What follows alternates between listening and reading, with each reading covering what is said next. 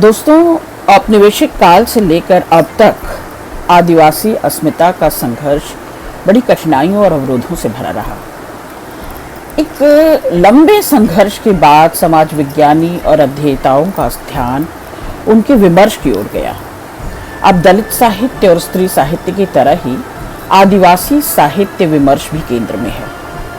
प्रसिद्ध लेखिका वंदना टेटे पिछले 3 दशकों से आदिवासी साहित्य और वैचारिकी पर बड़ी गंभीरता से सृजनरत हैं। उनका बौद्धिक हस्तक्षेप आदिवासी साहित्य और दर्शन को एक नए सिरे से परखने का नजरिया भी देता है और नजर भी। अभी हाल ही में वंदना टेटे जी आदिवासी दर्शन और साहित्य पर वाचिकता, आदिवासी दर्शन, साहित्य और सौंदर्य बोध इस शीर्षक से बड़ी गंभीर किताब इनकी प्रकाशित हुई है।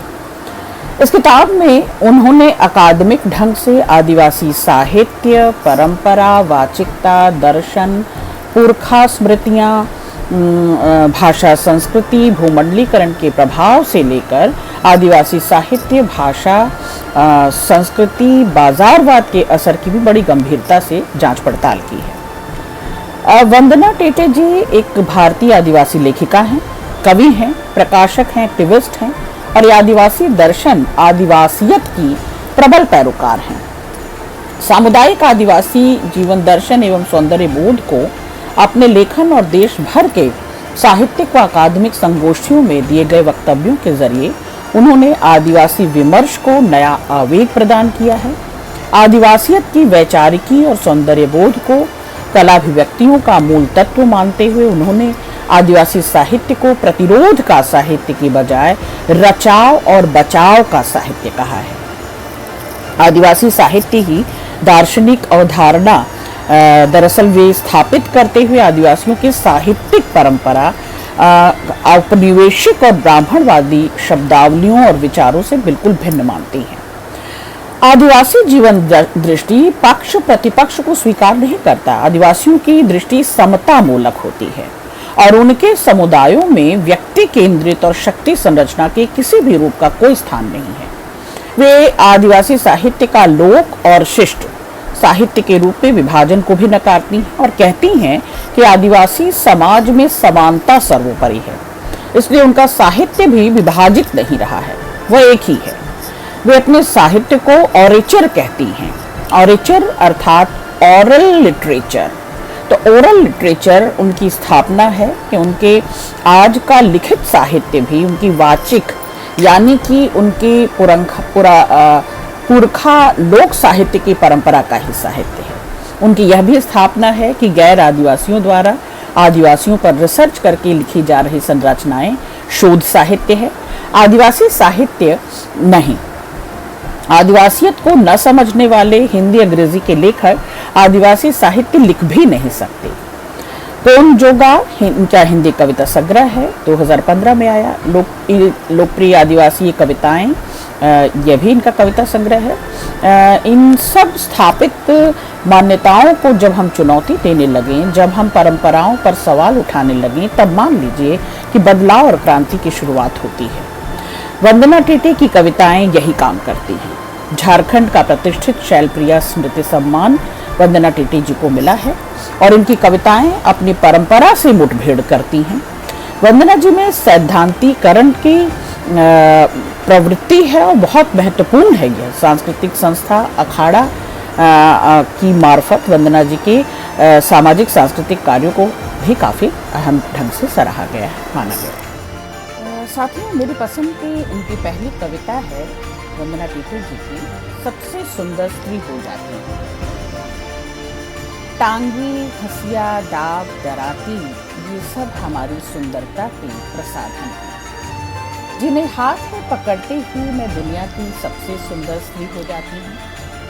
तब कहीं दूर रैंप पर लड़खड़ाती हुई टांगों वाली तुम्हारी सारी विश्व सुंदरियाँ पुतलियाँ पछाड़ खाकर गिर जाती हैं, प्रायोजक भाग जाते हैं।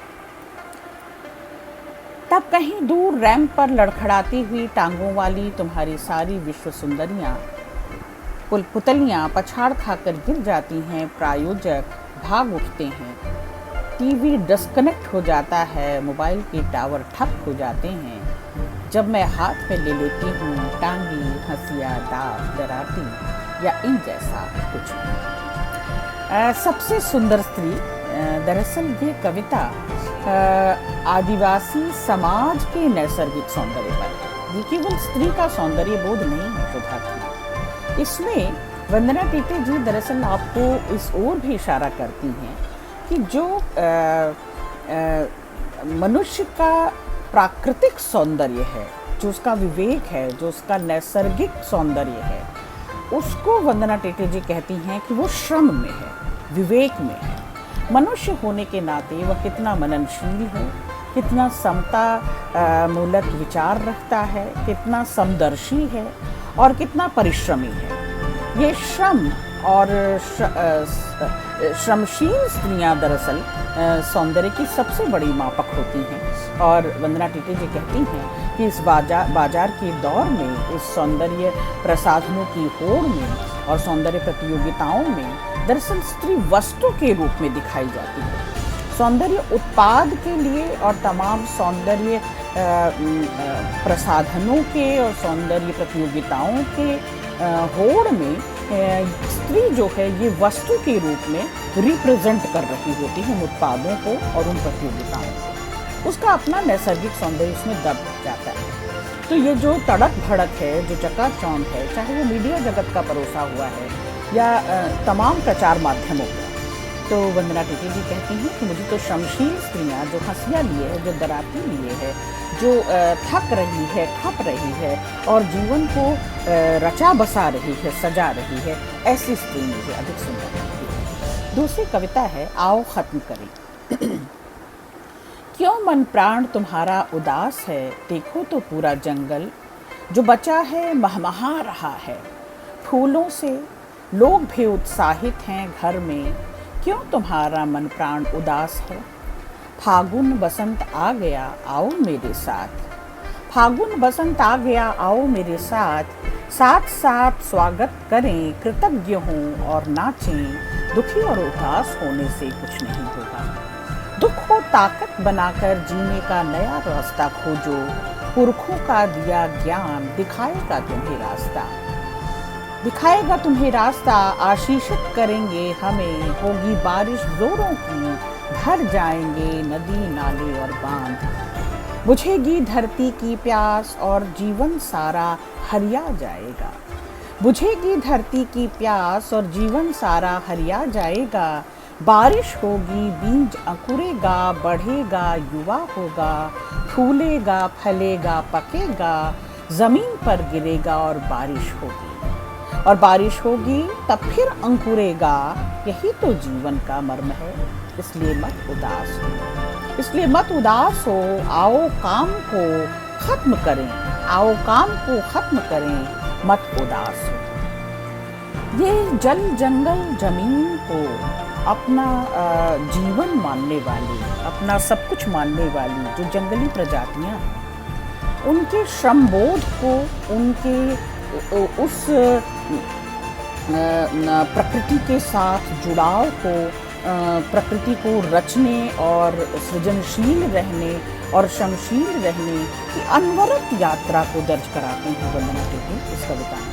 और इस कविता में वे कहती हैं कि निराशा की, हताशा की, उदासी की तो कोई बात ही नहीं है जब सृजन तुम्हारे हाथ में है। ये नवीन संभावनाएं देते हुए सृजनशील तुम्हारे हाथ संभावनाओं से और सृजन से भरे हुए हैं। तो जब तुम सर्जक होने का मान पाते हो तो मनुष्य होने के नाते, मानुषी होने के नाते और सर्वहारा मानुषी होने के नाते अपने जंगल और ज़मीन से प्रेम करते हुए, उनमें बीज रोपते हुए, उनको रसिक्त करते हुए, उनको अपनी मेहनत से, अपने श्रम से, अपनी उत्साह और उमंग से फिर से सराबोर कर दो। और उदास होने, हताश होने की तो बात ही नहीं है, क्योंकि जीवन यूं ही अनवरत संघर्ष की यात्रा है और इसमें संग संग हर्ष भी जरूरी है। बेहतरीन कविता है। तीसरी कविता है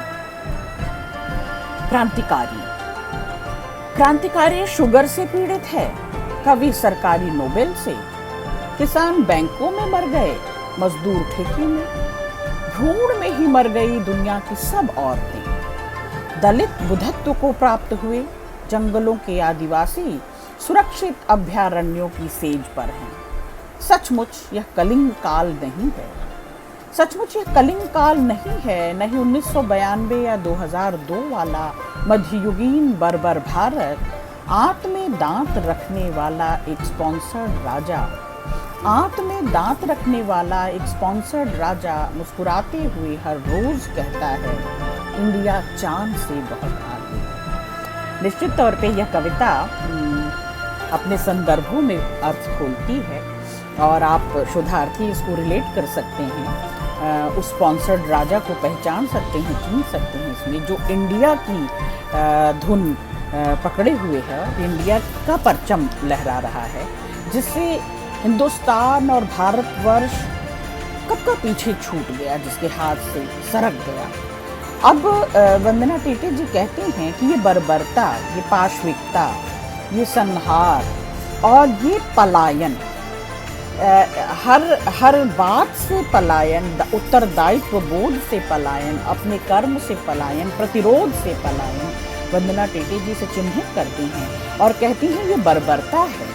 आप अपने सामने चीज़ों को साक्षी होकर देख रहे हैं और देखकर जो देखा हुआ है, जो भोगा हुआ है, जो सुन रहे हैं, जो कहा जा रहा है, उसको यदि दर्ज नहीं कराते, उसके साक्षी नहीं बनते तो फिर व्यर्थ है, फिर ये बर्बरता।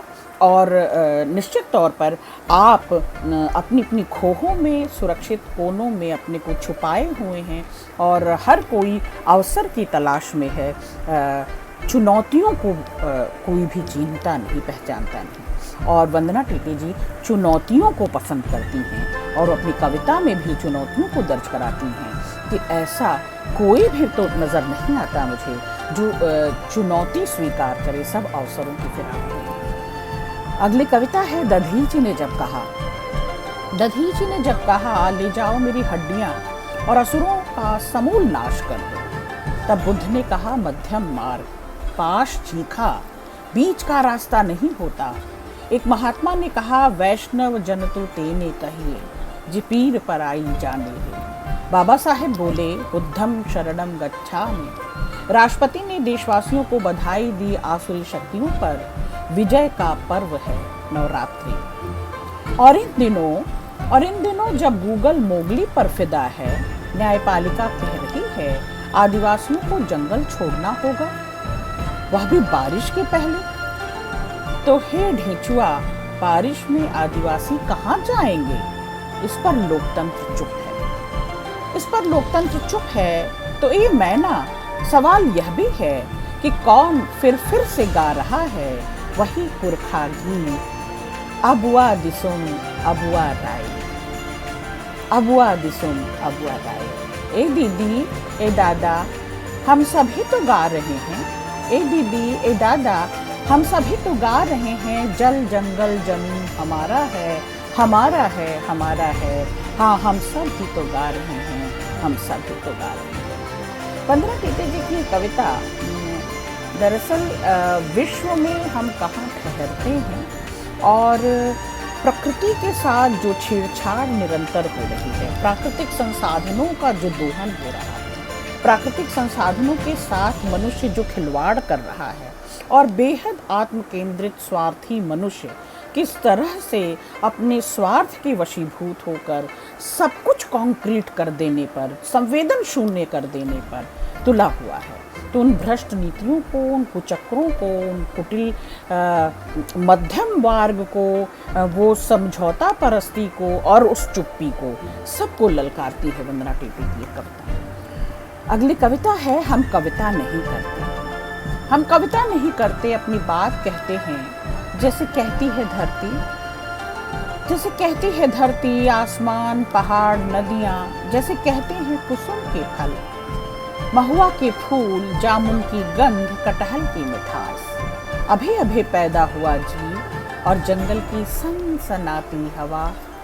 हम गीत नहीं गाते, हम गीत नहीं गाते, मैना की तरह कूकते हैं, मेमनों की तरह मिमियाते हैं, मेंढकों की तरह टर्राते हैं।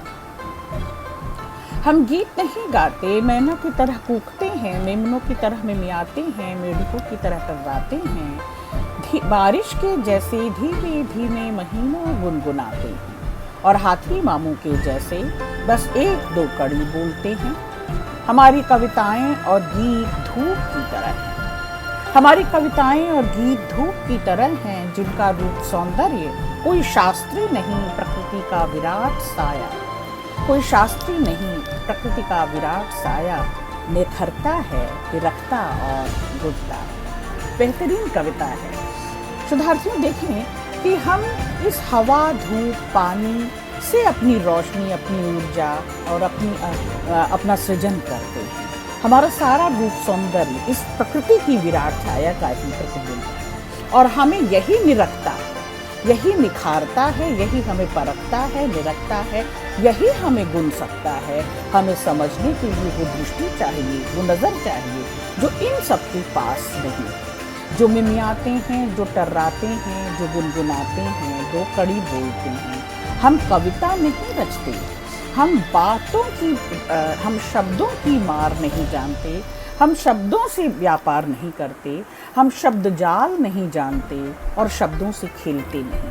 हम तो अर्थ के भावक हैं और अर्थ की अनुगूंज को पकड़ते हैं, अर्थ की सुगंध को, अर्थ से तृप्त होते हैं, अर्थ के रस को आप तक पहुंचाते हैं। और इसीलिए हम फल हैं, फूल हैं, गंध हैं, महुए की मिठास, कटहल की मिठास हैं और जंगल की सनसनाती हवा। बेहतरीन कविताएं वंदना जी की, और इसमें वो गंध, वो प्रकृति की सौंधी महक, वो सनसनाती हवा, वो बेबाक बिंदास जो भाषा की भूखी नहीं है, भाव की भूखी है, ये कविताएं उस ओर भी इशारा करती हैं। बहुत शुक्रिया।